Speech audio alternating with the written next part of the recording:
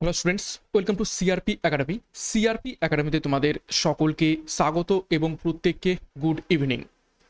তো আমরা সমস্ত সরকারি চাকরির পরীক্ষা অর্থাৎ ক্লার্কশিপ হোক, মিসলেনিয়াস হোক, আইডিও হোক এবং পুলিশ পরীক্ষার যে সমস্ত কনস্টেবল এবং এসআই পরীক্ষা রয়েছে সমস্ত পরীক্ষাকে লক্ষ্য করে আমরা জিকে এক্সপ্রেসের ক্লাস শুরু করেছি। বিগত দুখানা ক্লাস করানো হয়ে গিয়েছে, যারা দেখোনি তারা অবশ্যই দেখে নেবে। এবং প্রত্যেকটা ক্লাসে 40টি করে বাছাই করা জিকে প্রশ্নোত্তর করানো হচ্ছে, সাথে এক্সট্রা নোটস থাকছে। প্রত্যেকদিন সন্ধ্যা 6টায় এই ক্লাসগুলো ফলো করবে এবং আজকে আমরা করব ক্লাস নাম্বার 3। তো সিআরপি একাডেমিতে নতুন হয়ে থাকলে অবশ্যই চ্যানেলটিকে সাবস্ক্রাইব করে নাও, পাশের বেল আইকনটা প্রেস করে রাখো এবং আমাদের টেলিগ্রামে যুক্ত হয়ে যাও ক্লাসের পিডিএফগুলো পাওয়ার জন্য। তো ক্লাসটা শুরু করা যাক। দেখো, গত ক্লাসে দুখানা হোমওয়ার্ক রেখেছিলাম, প্রত্যেকটা ক্লাসে আমি দুটো করে হোমওয়ার্ক রাখছি। তো প্রথম যে হোমওয়ার্ক উত্তরটা দেখে নেব। দেখো, মানব শরীরের বৃহত্তম ধমনী হলো নিচের কোনটা? তো অনেকেই সঠিক উত্তর কমেন্ট বক্সে কমেন্ট করেছিলে, মিলিয়ে নাও। অপশান সি, অ্যাবডোমিনাল অ্যাওর্টা, এটি মানব শরীরের সবথেকে বৃহত্তম ধমনী। নেক্সট দ্বিতীয় যে হোমওয়ার্ক ছিল, দ্য হাংরি টাইড কার লেখা? খুবই গুরুত্বপূর্ণ একটি গ্রন্থ। দ্য হাংরি টাইড কে লিখেছেন? সঠিক উত্তর হয়ে যাবে অপশান বি, অমিতাভ ঘোষ লিখেছেন দ্য হাংরি টাইড। তো গত ক্লাসের হোমওয়ার্ক দুটো আমরা দেখে নিলাম। এরপর আজকে ক্লাসের যে গুরুত্বপূর্ণ 40টা প্রশ্ন তো রয়েছে, সেগুলো এক এক করে দেখে নেব। তো দেখো, প্রথম প্রশ্ন কারেন্ট অ্যাফেয়ার্সের উপর থেকে। বিশ্বের প্রথম ওম আকৃতির মন্দির উদ্বোধন করা হলো নিচের কোন রাজ্যে? প্রত্যেকটা প্রশ্ন চলাকালীন নিজেরাই সঠিক উত্তরগুলো করার চেষ্টা করবে এবং আমার উত্তরের সাথে মেলানোর চেষ্টা করবে তোমাদের উত্তরগুলো মিলছে কি।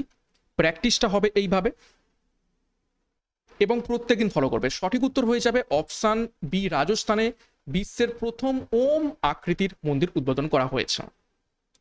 2 নম্বর প্রশ্ন, আইপিএল এর ইতিহাসে সর্বাধিক দলগত রান করলো নিচের কোন টিম? আইপিএল খেলা চলছে এবং যারা খেলা দেখেছো তার উত্তর, এর উত্তর তোমরা সকলেই জানো। তো সঠিক উত্তর হবে অপশানে সানরাইজ হায়দ্রাবাদ। তারা মুম্বাই ইন্ডিয়ান্সের বিরুদ্ধে 277 রান করেছে 3 উইকেটের বিনিময়ে, যেটা একটা আইপিএল ইতিহাসের হিস্ট্রি ক্রিয়েট করেছে সর্বাধিক দলগত রান করে। 3 নম্বর প্রশ্ন, ওমেন্স এশিয়া কাপ 2024 হোস্ট করবে নিচের কোন দেশ? অল্প সময়ে বেশি সংখ্যক প্রশ্নোত্তর করার আমাদের টার্গেট থাকছে। তো সঠিক উত্তর হবে option B, Sri Lanka. Sri Lanka next women's Asia cup 2024 host করতে চলেছে। 4 নম্বর প্রশ্ন, প্রশ্নটা রিপিট হয়ে গেছে, সরি। আচ্ছা, নেক্সট আমরা 5 নম্বর প্রশ্নে চলে যাব। দেখো, 5 নম্বর প্রশ্ন কি বলছে? কোন পঞ্চবার্ষিকী পরিকল্পনা মোহালানবিস প্ল্যান নামে পরিচিত রয়েছে?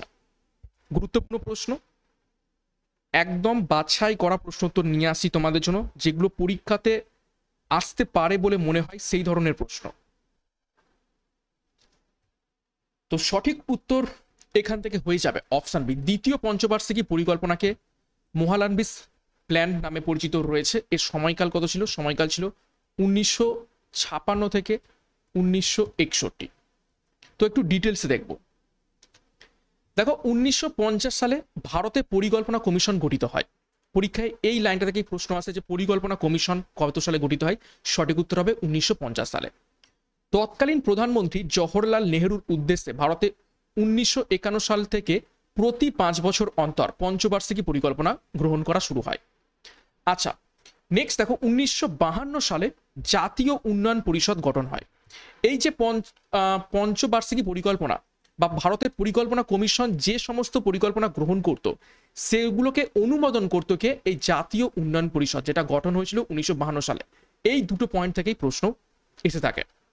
তারপর দেখো, প্রথম পঞ্চবার্ষিকী পরিকল্পনা, এটাকে বলা হয় থাকে হ্যারোড ডমার মডেল, বা এই যে প্রথম পঞ্চবার্ষিকী পরিকল্পনা হ্যারোড ডমার মডেলের উপর ভিত্তি করে তৈরি করা হয়েছিল। সময়কাল ছিল 1951 থেকে 1956 সাল পর্যন্ত, 5 বছর।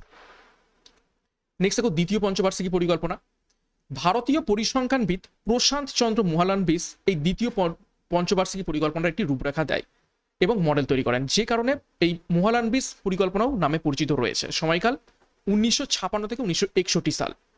এবং দেখো তৃতীয় পঞ্চবার্ষিকী পরিকল্পনা, তার সময়কাল ছিল 1961 থেকে 1966 সাল পর্যন্ত। এবং এখানে কি বিপ্লব দেখা যায়? সবুজ বিপ্লব, শ্বেত বিপ্লব, এই বিপ্লবগুলো এই তৃতীয় পঞ্চবার্ষিকীতে দেখা যায়। কিন্তু তারপরেই যুদ্ধ চলে। তো যুদ্ধের জন্য 1966 থেকে 1969 সাল পর্যন্ত এখানে কোনো রকম পঞ্চবার্ষিকী পরিকল্পনা ছিল না, যে কারণে এই সময়কালকে কি বলা থাকে? Plan holiday. তো খুব সুন্দরভাবে আমি তথ্যগুলো দেওয়ার চেষ্টা করেছি।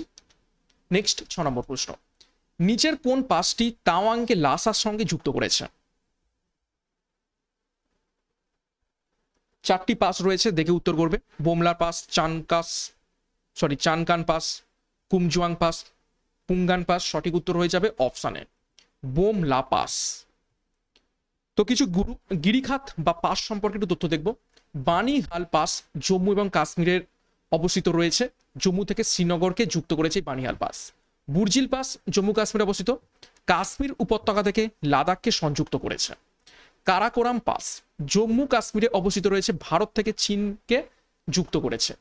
পীর পাঞ্জাল পাস জম্মু কাশ্মীরে অবস্থিত, জম্মু থেকে শ্রীনগরকে যুক্ত করেছে। জজিলা পাস লাদাখে অবস্থিত, শ্রীনগর থেকে লেকে যুক্ত করেছে। খারদুংলা পাস লাদাখে অবস্থিত, লে থেকে নুব্রা ভ্যালিকে যুক্ত করেছে। বারলাচাপ পাস হিমাচল প্রদেশে অবস্থিত, লাহুল উপত্যকা থেকে লের মধ্যে অবস্থিত রয়েছে। রোটাং পাস হিমাচল প্রদেশে অবস্থিত, কুলু থেকে লাহুল ও সিপ্তি উপত্যকার মধ্যে অবস্থিত রয়েছে। খুবই গুরুত্বপূর্ণ তথ্য, এটি পরীক্ষায় আসার মতো। নেক্সট দেখো 7 নম্বর প্রশ্ন, কৃষ্ণা নদীর ওপরে অবস্থিত আলমাত্তি বাঁধ প্রকল্পটি কোন দুটি রাজ্যের মধ্যে একটি বিবাদের বিচ্ছেদ বা বিবাদের বিষয় ছিল?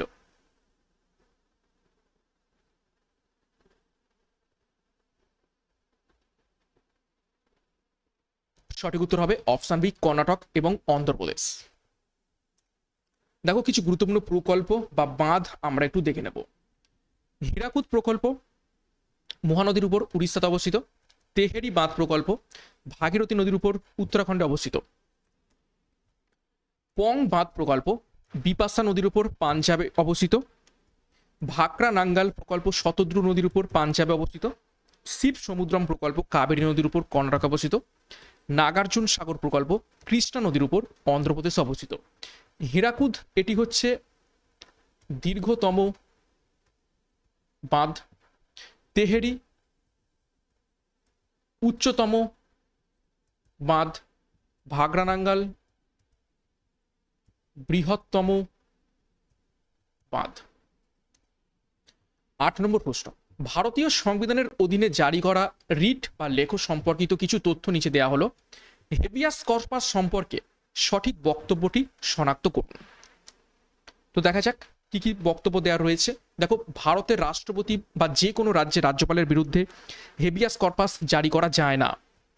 অপশন বি, হেবিয়াস কর্পাস হলো একটি রিট যা বিচার বিভাগীয় বিচারকে নিম্ন আদালত থেকে উচ্চ আদালতে স্থানান্তরিত করার নির্দেশ দেয়। অপশন সি, হেবিয়াস কর্পাস রিটটি কোনো ব্যক্তি বা পাবলিক অফিসে তদন্ত করার জন্য জারি করা হয়। নাকি option D, habeas corpus writ অনুসারে আদালত যে কোনো বন্দী ব্যক্তিকে আদালতে আসার নির্দেশ দিতে পারে। তো কোনটা সঠিক? সঠিক উত্তর হবে option D, habeas corpus writ অনুসারে আদালত যে কোনো বন্দী ব্যক্তিকে আদালতে আসার নির্দেশ দিতে পারে। তো 5 ধরনের রিট রয়েছে, টোটাল 5 ধরনের রিট রয়েছে, 5টি লেখো। এবং সুপ্রিম কোর্ট আর্টিকেল 32 অনুযায়ী এই 5টা রিট জারি করতে পারে। এবং হাইকোর্ট 226 নম্বর আর্টিকেল অনুসারে এই 5টি রিট জারি করতে পারে। 9 নম্বর প্রশ্ন, নালন্দা তাম্রলিপি নিচের কোন গুপ্ত সম্রাট সম্পর্কিত?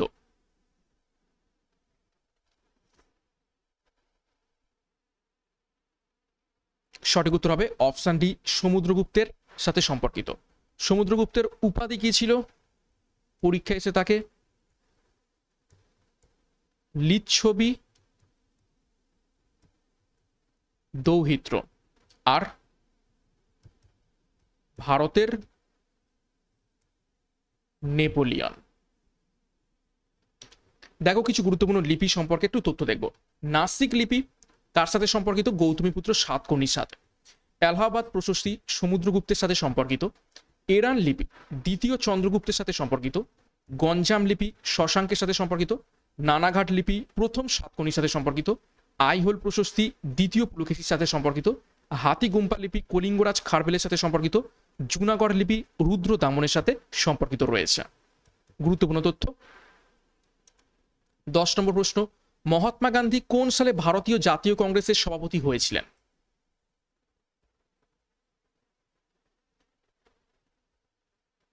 মাত্র একবারের জন্যই মহাত্মা গান্ধী ভারতীয় জাতীয় কংগ্রেসের সভাপতি হয়েছিলেন, সেটা কোন সালে? সঠিক উত্তর অপশন এ 1924 সালে। কোথায়? বেলগ্রাম বা বেলগাঁও। 11 নম্বর প্রশ্ন, পরমাণু নিউক্লিয়াস, প্রোটন, আলফা কণা এবং বিটা কণার আবিষ্কার করেছিলেন নিচের কোন বিজ্ঞানী? পরমাণু নিউক্লিয়াস, প্রোটন, আলফা কণা, বিটা কণা এইগুলো সমস্ত কিছুই আবিষ্কার করেছিলেন নিচের কোন বিজ্ঞানী?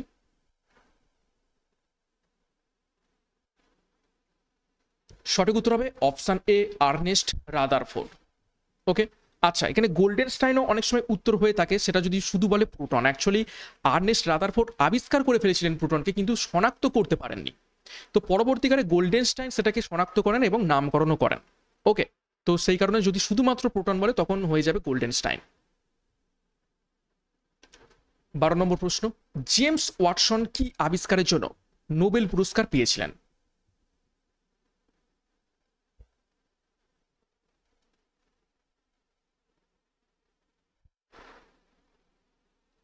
সঠিক উত্তর হবে অপশন সি, ডিএনএ স্ট্রাকচার আবিষ্কার করার জন্য 1962 সালে ফ্রান্সিস ক্রিকের সাথে জেমস ওয়াটসন এই নোবেল পুরস্কার জিতেছিলেন। ওয়াটসন অ্যান্ড ক্রিক স্ট্রাকচার বলা হয় তাকে, ডিএনএ স্ট্রাকচারকে অনেক সময়। দেখো কিছু গুরুত্বপূর্ণ আবিষ্কার এবং আবিষ্কারকদের নাম দেখব। আণবিক বোমা আবিষ্কার করেন ওপেনহাইমার। হাইড্রোজেন বোমা আবিষ্কার করেন এডওয়ার্ড টেলর। পেনিসিলিন আবিষ্কার করেন আলেকজান্ডার ফ্লেমিং। নিউট্রন আবিষ্কার করেন চ্যাডউইক। ইনসুলিন আবিষ্কার করেন ফ্রেডরিক গ্র্যান্ড বেন্ডিং। পেসমেকার আবিষ্কার করেন গ্রেট বাক। লেজার আবিষ্কার করেন থিওডোর মেইম্যান। রক্তের গ্রুপ আবিষ্কার করেন কার্ল ল্যান্ডস্টেইনার। 13 নম্বর প্রশ্ন, লাফিং গ্যাসের রাসায়নিক নাম কি?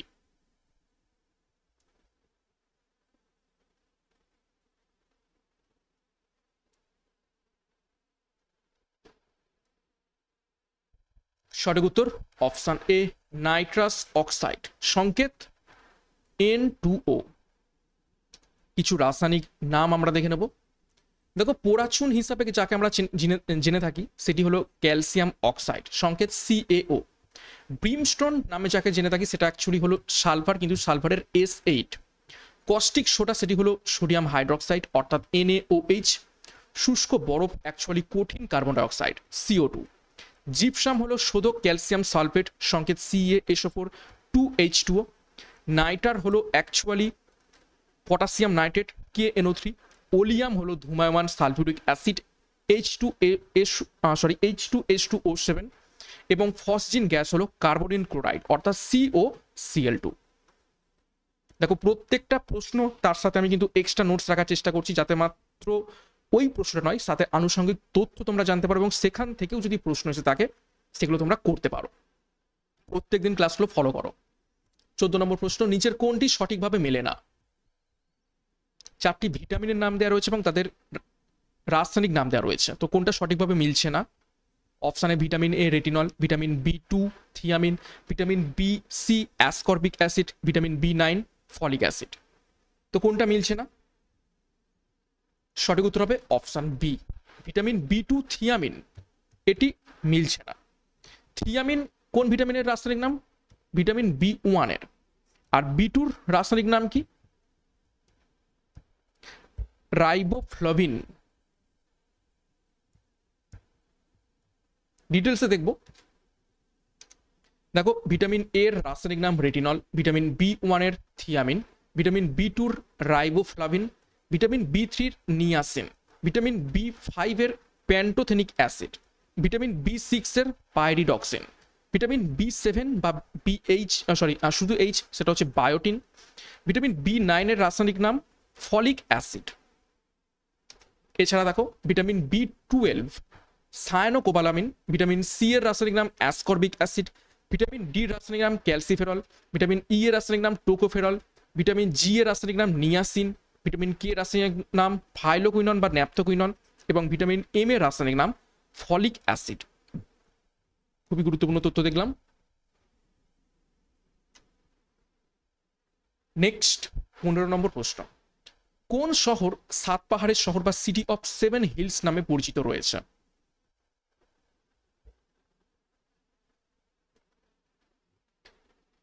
সঠিক উত্তর হবে, দেখে নাও, অপশন এ রোম। দেখো কিছু গুরুত্বপূর্ণ শহরের আমরা ডাক নাম দেখে নেব। চেন্নাই হলো দক্ষিণ ভারতের প্রবেশদ্বার।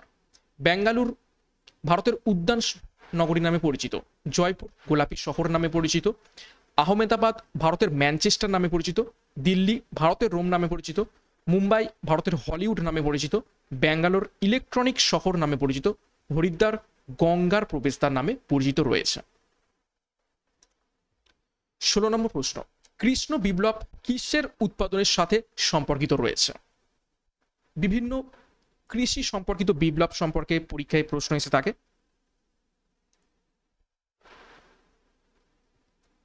সঠিক উত্তর হবে অপশন এ পেট্রোলিয়াম উৎপাদনের সাথে সম্পর্কিত কৃষ্ণ বিপ্লব। দেখো কিছু গুরুত্বপূর্ণ বিপ্লব সম্পর্কে তথ্য দেখব। নীল বিপ্লব মাছ উৎপাদনের সাথে সম্পর্কিত। বাদামি বিপ্লব চামড়া এবং কফির সাথে সম্পর্কিত। সোনালী তন্তু বিপ্লব পাটের সাথে সম্পর্কিত। সোনালী বিপ্লব ফল উদ্যান পালন মধুর সাথে সম্পর্কিত। সবুজ বিপ্লব খাদ্য শস্যের সাথে সম্পর্কিত। হলুদ বিপ্লব তৈল বীজের সাথে সম্পর্কিত। ধূসর বিপ্লব সারের সাথে সম্পর্কিত।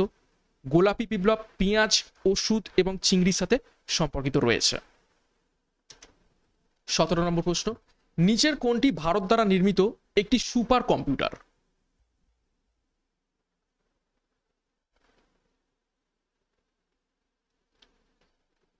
সঠিক উত্তর অপশন বি পরম যুবা 2, এটি ভারতের নির্মিত সুপার কম্পিউটার। 18 নম্বর প্রশ্ন, নিচের কোনটি অন্তঃক্ষরা গ্রন্থি নয়?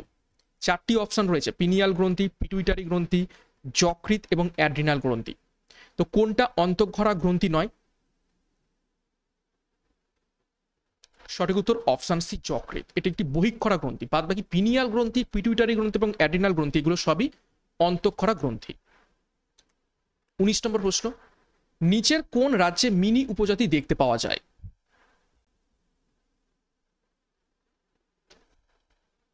চারটি রাজ্য রয়েছে, তো কোন রাজ্যে মিনি উপজাতি দেখতে পাওয়া যায়?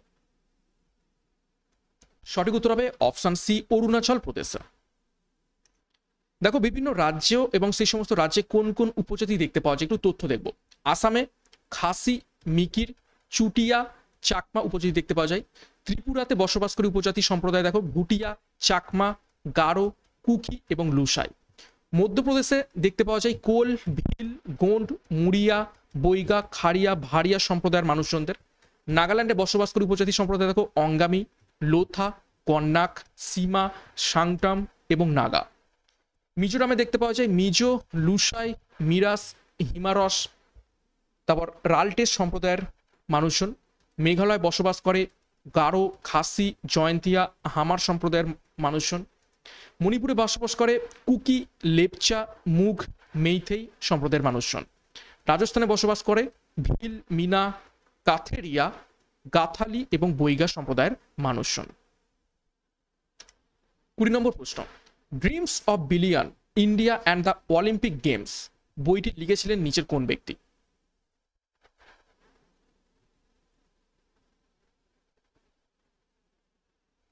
সঠিক উত্তর হবে অপশন এ বড়িয়া মজুমদার। দেখো কিছু গুরুত্বপূর্ণ বই আমরা দেখে নেব। ম্যাক্সিমাম আমরা দেখব বিখ্যাত ব্যক্তিদের এবং কিছু খেলোয়াড়দের দেখব। গেম চেঞ্জার লিখেছেন Shahid Afridi. A brief history of time লিখেছেন স্টিফেন হকিংস। তারপর দেখো সিজার অ্যান্ড ক্লিওপাত্রা লিখেছেন জর্জ বার্নার্ড শা। Brief answer to the big question লিখেছেন স্টিফেন হকিংস। তারপর দেখো দো পেহেরি লিখেছেন Pankaj Kapoor. Coming round to the mountain লিখেছেন রাস্কিন বট এবং সেলেস্টিয়াল বডি লিখেছেন জোখা আলহার্তি, যেটা 2019 সালে ম্যান বুকার পুরস্কারও জিতেছে। 21 নম্বর প্রশ্ন, হুমায়ুনের সমাধি নিচের কোন শহরটিতে অবস্থিত রয়েছে?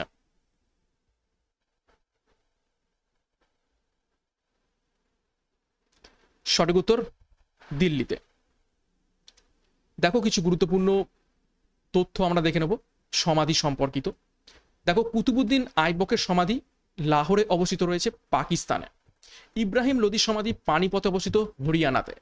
বাবরের সমাধি কাবুলে অবস্থিত আফগানিস্তানে। হুমায়ুনের কবর নামে পরিচিত দিল্লিতে অবস্থিত। আকবরের সমাধি সিকেন্দার নামে পরিচিত উত্তরপ্রদেশে। জাহাঙ্গীরের সমাধি লাহোরে অবস্থিত রয়েছে পাকিস্তানে। শাহজাহানের সমাধি তাজমহল আগ্রাতে অবস্থিত উত্তরপ্রদেশে। ঔরঙ্গজেবের সমাধি খুলদাবাদ ঔরঙ্গাবাদ উত্তরপ্রদেশে অবস্থিত রয়েছে। তো এটা সমস্ত সমাধি ও অবস্থান।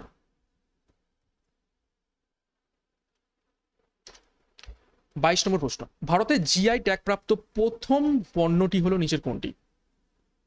একদম ইজি প্রশ্ন। প্রথম পণ্য নিচের কোনটি যেটা জিআই ট্যাগ পেয়েছিল?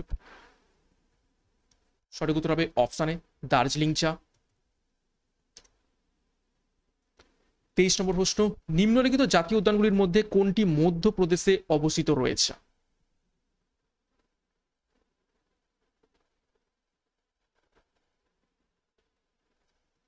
সঠিক উত্তর হবে অপশন এ বনবিহার জাতীয় উদ্যান, এটি মধ্যপ্রদেশে অবস্থিত রয়েছে।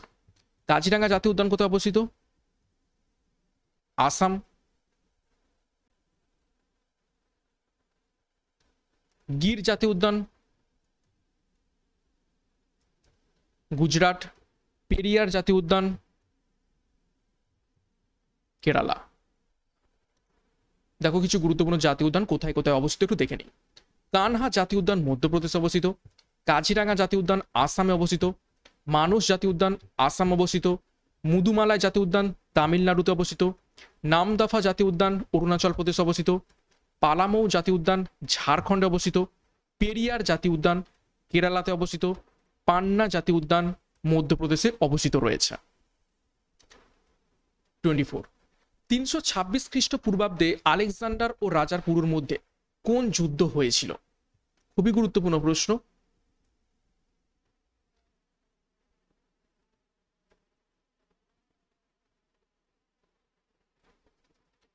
সঠিক উত্তর হবে অপশন এ হিদিস পাসেস বা হিদিস পিসের যুদ্ধ হয়েছিল কোন নদী তীরে? ঝিলাম নদীর তীরে। এখান থেকে আর একটা গুরুত্বপূর্ণ তথ্য, 19 মাস ভারতে থাকেন আলেকজান্ডার এবং আলেকজান্ডার 321 খ্রিস্টপূর্বাব্দে ব্যাবিলনে মারা যান। 25 নম্বর প্রশ্ন, বুলান দরওয়াজা তৈরি করেছিলেন নিচের কোন ব্যক্তি?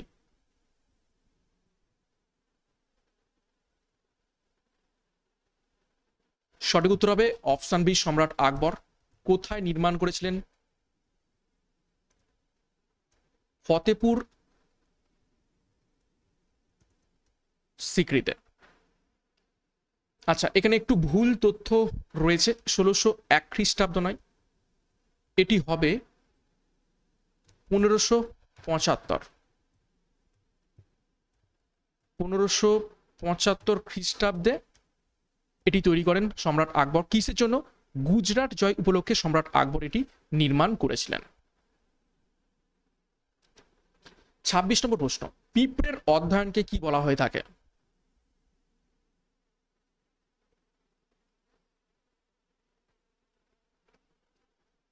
সঠিক উত্তর হবে অপশন সি মেরমেকোলজি বলা থাকে পিঁপড়ের অধ্যয়নকে। দেখো কিছু তথ্য, ওদন্তোলজি বলা থাকে দাঁত এবং মাড়ির অধ্যয়নকে। ওস্টিওলজি বলা থাকে হাড়ের অধ্যয়নকে। মেরমেকোলজি বলা থাকে পিঁপড়ের অধ্যয়নকে এবং মাইকোলজি বলা হয় থাকে ছত্রাকের অধ্যয়নকে। 27 কোন হাইড্রোকার্বনগুলিতে কার্বন পরমাণুগুলির মধ্যে দ্বিবন্ধন দেখা যায়? চারটি অপশন রয়েছে, অ্যালকেন, অ্যালকিন, অ্যালকাইন নাকি অ্যালডিহাইড। কোনটির মধ্যে দ্বিবন্ধন অর্থাৎ ডবল বন্ড দেখতে পাওয়া যায়? সঠিক উত্তর অপশন বি, অ্যালকিন। দেখো, অ্যালকেনের মধ্যে আমরা এক বন্ধন কার্বন পরমাণু দেখতে পাবো অর্থাৎ সিঙ্গেল বন্ড। অ্যালকিনের মধ্যে আমরা দ্বিবন্ধন দেখতে পাবো অর্থাৎ ডবল বন্ড।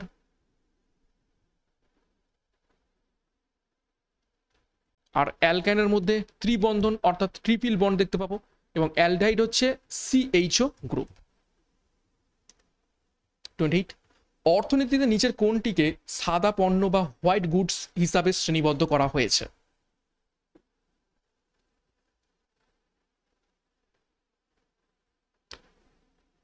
সঠিক উত্তর হবে, দেখে নাও, অপশন বি, গৃহস্থালী যন্ত্রপাতি যেমন ফ্রিজ, ওয়াশিং মেশিন এদের হোয়াইট গুডস হিসাবে শ্রেণীবদ্ধ করা হয়েছে। 29, স্কটল্যান্ডকে কি বলা হয়ে থাকে? স্কটল্যান্ডের ডাক নাম বা পরিচিত নাম কি রয়েছে? সঠিক উত্তর option A, lands of cakes. 30 নম্বর প্রশ্ন, জলের নিচে সাবমেরিনের কার্যকারিতা কোন সূত্র মেনে চলে? চারটি সূত্র দেখো, নিউটনের প্রথম গতিসূত্র, দ্বিতীয় গতিসূত্র, আর্কিমিডিসের নীতি নাকি জড়তার আইন? সঠিক উত্তর হবে অপশন সি, আর্কিমিডিসের নীতি মেনে সাবমেরিন কার্য করে থাকে। 31 নম্বর প্রশ্ন, ভারতের সংসদীয় বিষয়গুলিতে 0 আওয়ার কখন থেকে চালু হয়েছিল?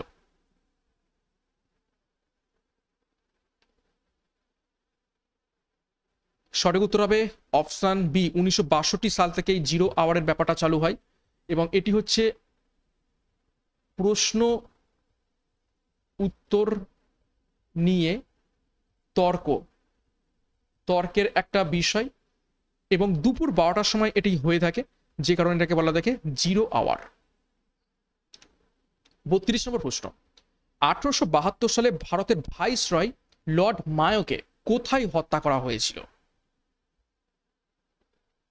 প্রশ্নটা ঘুরিয়ে আসতে পারে যে কোন গভর্নরকে বা কোন ভাইসরয়কে তার পদে থাকাকালীন হত্যা করা হয়, তখন সঠিক উত্তর হবে লর্ড মায়োকে। ঘুরিয়ে আসতে পারে লর্ড মায়োকে কত সালে হত্যা করেছিল, সঠিক উত্তর হবে 1872 সালে। কোথায় করা হয়েছিল? অপশন এ, পোর্ট ব্লেয়ারে। 33, রানী ঝাঁসি ট্রফি কোন খেলার সাথে সম্পর্কিত রয়েছে?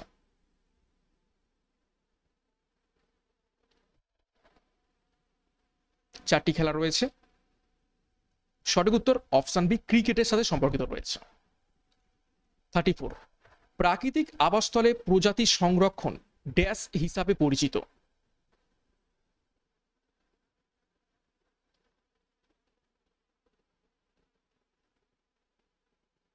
সঠিক উত্তর হবে অপশন এ, ইন সিটু সংরক্ষণ, যেমন জাতীয় উদ্যান, অর্থাৎ বন জঙ্গলেই প্রাণীগুলোকে সংরক্ষণ করা হচ্ছে তাদের প্রাকৃতিক আবাসস্থলেই। আর এক্স সিটু এটা কি? জু, তাদের প্রাকৃতিক আবাসস্থল থেকে বের করে নিয়ে এসে আমরা কোথাও এক জায়গায় সংরক্ষণ করছি। 35, আকবরের রাজত্বের শুরুর বছরগুলিতে শাসন ব্যবস্থা আসলে সামলেছিলেন নিচের কোন ব্যক্তি? আকবর তো একদম কম বয়সে, প্রায় 10 থেকে 11 বছর বয়সে সিংহাসনে বসেছিল। তো তখন যতদিন পর্যন্ত তিনি সাবালক হননি, নাবালক ছিলেন, তার শাসন ব্যবস্থা সামলেছিলেন কে? সঠিক উত্তর হবে অপশন সি, বৈরম খাঁ। 36, ব্রাজিলের তৃণভূমি ড্যাশ হিসাবে পরিচিত? ব্রাজিলের তৃণভূমি কি নামে পরিচিত রয়েছে?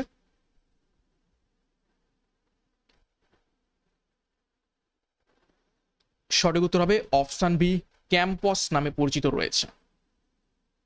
গুরুত্বপূর্ণ তথ্য দেখো, প্রেরি তৃণভূমি দেখতে পাওয়া যায় উত্তর আমেরিকাতে, ক্যান্টারবেরি তৃণভূমি নিউজিল্যান্ডে, পম্পাস তৃণভূমি দক্ষিণ আমেরিকাতে, ডাউন্স তৃণভূমি অস্ট্রেলিয়াতে দেখতে পাওয়া যায়, সাভানা তৃণভূমি আফ্রিকা এবং অস্ট্রেলিয়া দুই জায়গাতেই দেখতে পাওয়া যায়, ভেলস তৃণভূমি দক্ষিণ আফ্রিকাতে, স্টেপস তৃণভূমি ইউরোপ এবং উত্তর এশিয়াতে, এবং পুস্তাজ তৃণভূমি হাঙ্গেরিতে দেখতে পাওয়া যায়। এটাকে স্টার মার্ক করবে, খুবই গুরুত্বপূর্ণ তথ্য। 37, অলকানন্দা এবং মন্দাকিনী নদীর সঙ্গমে অবস্থিত রয়েছে নিচের কোন প্রয়াগ? ভিভিআই। প্রত্যেকটা প্রশ্নই অ্যাকচুয়ালি খুবই ইম্পর্টেন্ট ভিভিআই পরীক্ষায় আসার মতো। সঠিক উত্তর হবে অপশন সি, রুদ্রপ্রয়াগ। দেখো কিছু গুরুত্বপূর্ণ প্রয়াগ। বিষ্ণু প্রয়াগ হলো অলকানন্দা এবং ধৌলিগঙ্গা নদীর সঙ্গমস্থল।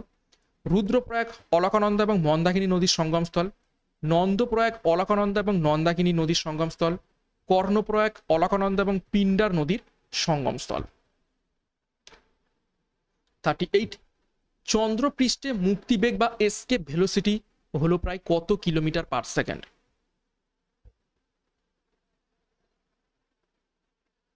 এটা কি বলেছে? চন্দ্রপৃষ্ঠে। সঠিক উত্তর হবে option D, 2.4 kilometre. 2.4 kilometre per second. আর পৃথিবী পৃষ্ঠে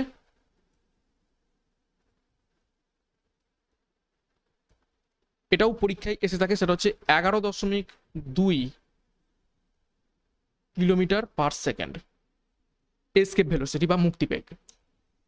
39, ন্যাসেট কোন দেশের সংসদের নাম?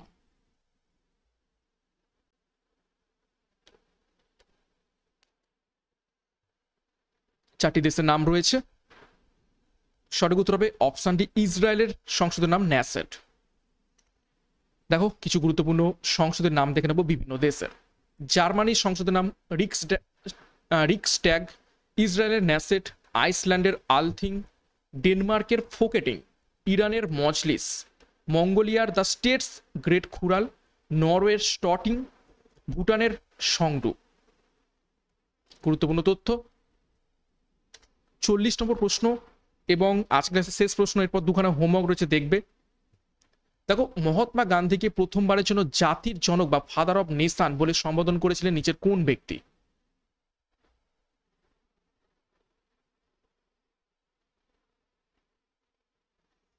সঠিক উত্তর হবে অপশন ডি, নেতাজি সুভাষচন্দ্র বোস। তথ্য দেখো, 1946 সালের 6 জুলাই আজাদ হিন্দ রেডিও থেকে নেতাজি সুভাষচন্দ্র বসু প্রথমবারের জন্য মহাত্মা গান্ধীকে জাতির জনক বলে সম্বোধন করেছিলেন। ওকে, তো এই ছিল গুরুত্বপূর্ণ 40টা প্রশ্ন উত্তর। কার কত স্কোর হয়েছে কমেন্ট বক্সে কমেন্ট করবে। দুখানা হোমওয়ার্ক দেখে নাও। দেখো, নিচের কোন উপনিষদকে প্রাচীনতম হিসাবে বিবেচনা করা হয়ে থাকে? 4টি উপনিষদ রয়েছে, চান্দোগ্য, মুন্ডক, বৃহৎ আরণ্যক। তো সঠিক উত্তর কি হবে মেন কমেন্ট বক্সে কমেন্ট করে জানাবে, এটা তোমাদের হোমওয়ার্ক রইল। দ্বিতীয় প্রশ্ন, ওয়াকার কাপ কোন খেলার সাথে জড়িত রয়েছে?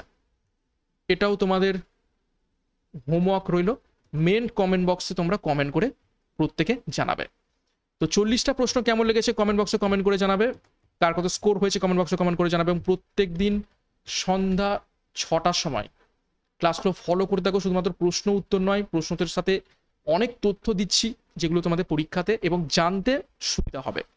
সামনে অনেকগুলো পরীক্ষা চলেছে, লড়াই কিন্তু খুব কঠিন হবে, কিন্তু লড়াই তোমরা করতেই হবে। একটা চাকরি কিন্তু তোমাদের পেতেই হবে। ওকে, তো যাই হোক, সিআরপি একাডেমিতে নতুন হতে গেলে চ্যানেলকে সাবস্ক্রাইব করে এখনই পাশের বেল আইকনটা প্রেস করে রাখো এবং টেলিগ্রামে যুক্ত হয়ে যাও ক্লাসের পিডিএফ, মক টেস্ট এবং অন্যান্য তথ্য পাওয়ার জন্য। তো আজকের মতো ক্লাসটা এখানে শেষ করছি। প্রত্যেককে অল দ্য বেস্ট এবং থ্যাংক ইউ পুরো ভিডিওটা দেখার জন্য, এবং বাই।